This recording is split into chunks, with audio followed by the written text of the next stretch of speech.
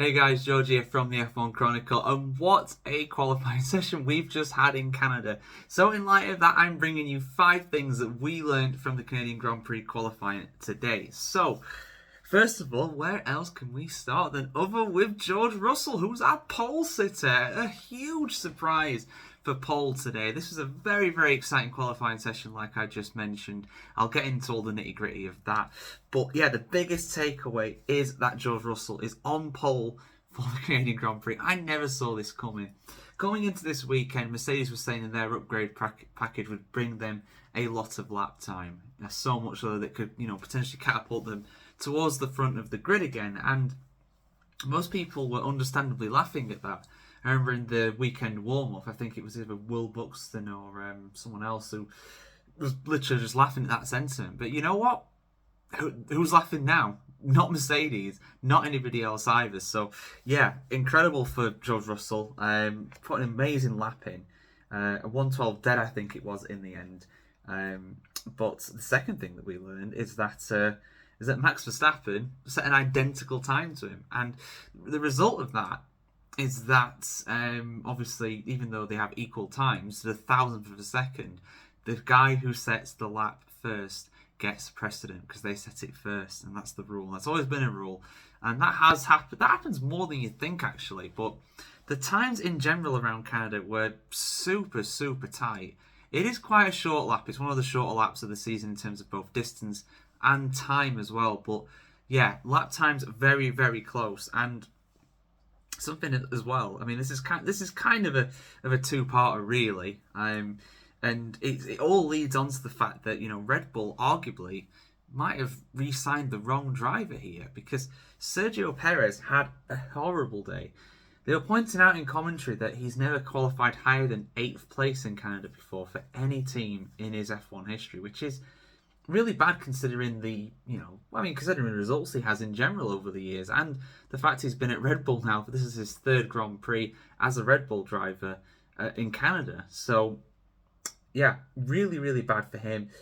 He's just re-signed for 2 years until 2026. I think Red Bull might be regretting that now because, yeah, really bad for him. And both Tsunoda and Daniel Ricciardo qualified in the top 10.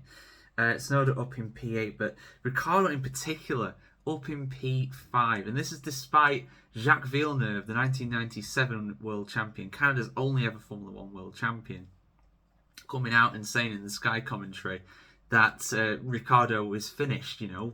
Why is he even competing anymore? What's the point? Well, Jacques, I didn't actually disagree with you for a change there, but you have been made to look like a right mug with with those comments after Ricciardo finished in P5, just outside of the McLarens, Russell and Max Verstappen, less than 2/10 off of pole. Less than 2/10 normally means front row, or at least 3rd place, but the grid was so tight, like I mentioned before, that it ended up being P5 soon. So yeah, Racing Bull in for some decent points tomorrow, to say the least. I'll be very interested to see how they get on. Something else to mention as well, the entire top 10 in Q3 was made up of cars powered by Mercedes and Red Bull powertrain power units, which that's a bit unusual. But I tell you what, the reason why that's interesting is because of our 4th thing that I want to talk about.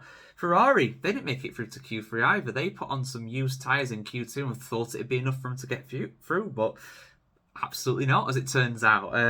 Leclerc in 11th and Carlos Sainz in P12, just missing out on the top 10. That is a huge disappointment for them. Yes, they will, of course, make up places in the race and score some good points, I'm sure, tomorrow, but yeah, it's a big missed opportunity for them. And they're gunning for Red Bull in that Constructors' World Championship. But make no mistake about it, this is a huge setback for them.